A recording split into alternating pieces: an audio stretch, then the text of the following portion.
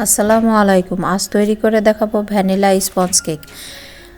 Birthday বা anniversary বা যে কোনো অকেশনের জন্য 1 পাউন্ড কেকের যেই বেস কেকটা লাগে আজকে সেই বেস কেকটা তৈরি করে দেখাবো। দেখুন কতটা সফট আর কতটা স্পঞ্জি হয়েছে কেকটা, দেখেই কিন্তু বোঝা যাচ্ছে। চলুন শুরু করা যাক মূল রেসিপি। এখানে নিয়ে নিচ্ছি 1/2 কাপ পরিমাণ ময়দা, 1 চিমটি পরিমাণ লবণ, 1/2 চা চামচ পরিমাণ বেকিং পাউডার আর 1/4 চা চামচ পরিমাণ হচ্ছে বেকিং সোডা। এবার আমি শুকনো উপকরণগুলোকে খুব ভালোভাবে চেলে নিচ্ছি। শুকনো উপকরণগুলোকে আমি অফ স্কিনে মিনিমাম 3 থেকে 4 বার চেলে নিয়েছি। আমি এখানে একবার চেলেই দেখিয়ে দিচ্ছি। খুব ভালোভাবে চেলে নেওয়ার পরে চালনির উপরে বাড়তি অংশ যা থেকে যাবে সেটা ফেলে দেব। আর এখানে আমি নিয়েছি 2টা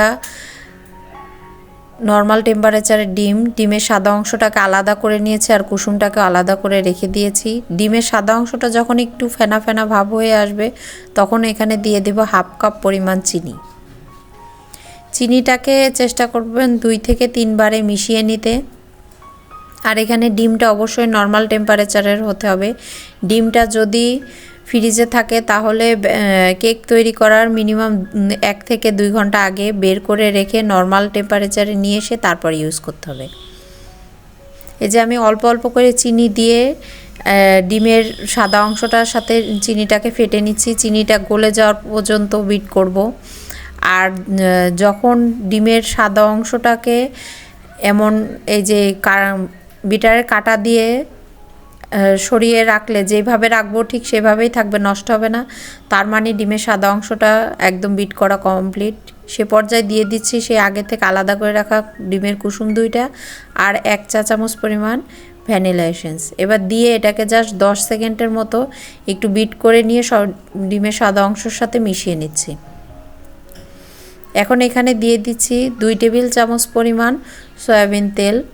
এটা যেহেতু স্পঞ্জ কেক, এখানে তেলটা না ব্যবহার করলেও হয়, আবার দিলেও কেকের টেস্টটা ভালো হয়, এর জন্য আমি এখানে ইউজ করছি। কিন্তু এর থেকে বেশি তেল কখনোই ব্যবহার করা যাবে না। আর তেলটা দিয়ে 10 সেকেন্ডের বেশি বিট করা যাবে না, তাহলে কিন্তু ডিমের ফোম নষ্ট হয়ে যেতে পারে। এখন আমি শুকনো উপকরণকে আবার অল্প অল্প করে চেলে আস্তে আস্তে করে মিশিয়ে নিচ্ছি। দেখুন আমি ঠিক কিভাবে মিশাচ্ছি। এই ক্ষেত্রে যে সেই বিটারের কাটা হোক অথবা স্প্যাচুলা হোক, যেটা দিয়েই বা হ্যান্ড বিটার দিয়ে যেটা দিয়েই আমরা মিশাই না কেন, এটাকে খুব আলতো হাতে আর আস্তে আস্তে ভাবে করতে হবে। হ্যান্ড হুইস্ক দিয়ে মিশাইতে হলেও এমন আস্তে আস্তে করতে হবে। এটা কিন্তু জোরে করা যাবে না, আর আস্তে আস্তে ভাবে করতে হবে। আর সাথে খেয়াল রাখতে হবে যাতে ডিমের ফোমটা যাতে নষ্ট না হয়ে যায়। এখানে পরবর্তীতে কিন্তু আমি এখানে কিছুটা স্পিড বাড়িয়ে দিয়েছি, এর জন্য দেখা যাচ্ছে যে আমার হাত অনেক জোরে চলছে। এখানে না হলে ভিডিও অনেক বড় হয়ে যায়, এর জন্য। এই দেখুন ডিমের কেকের এই বেটারটা মিশানো কমপ্লিট। এখন আমি কাঁটাটা সরিয়ে নিয়ে এখন আমি স্প্যাচুলা দিয়ে একটু ভালোভাবে উপর নিচ করে নিচ্ছি। কারণ সেক্ষেত্রে যদি কোথাও সাদা শুকনো অংশ আলাদাভাবে থেকে যায়, সেটা স্প্যাচুলা দিয়ে ভালোভাবে মিশিয়ে নিলে সেটা থাকবে না। এই তো আমার কেকের বেটার রেডি। এখন আমি এখানে একটা 7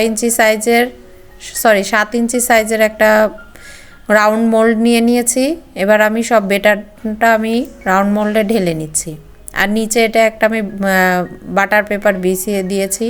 আর স্পঞ্জ কেকে সবসময় খেয়াল রাখবেন বাটির সাইডে কোনো রকম তেল ইউজ করা যাবে না, তাহলে কিন্তু কেকটা সাইড থেকে ছেড়ে এসে প্রায় সময়ই কেকটা চুপসে যায়। এর জন্য সাইডে তেল ব্যবহার করা যাবে না, শুধু বাটির নিচে দিয়ে তেলটা দিয়ে আর বাটার পেপার বিছিয়ে দিলেই হয়ে যাবে।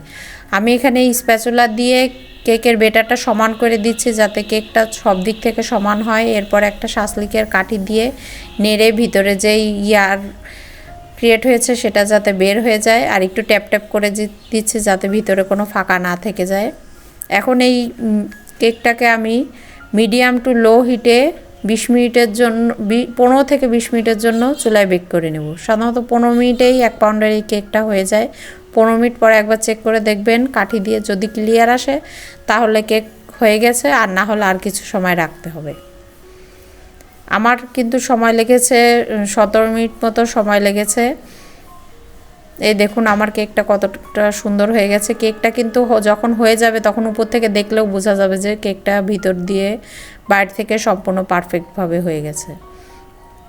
আমি এখন এই কেকটাকে ডিমোল্ড করে দেখিয়ে দিচ্ছি।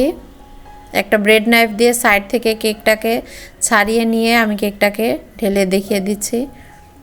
আমার কেকটা নিচ দিয়ে একটু কালার এসেছিলো, সেটা আমি কেটে সরিয়ে দিয়েছি। দেখেন কেকটা কতটা সফট হয়েছে।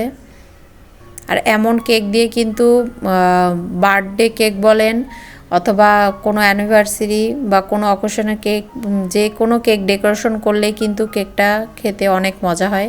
আমি আজকে এই কেকটাকে এখানে 3টা স্লাইসে কেটে নিয়েছি।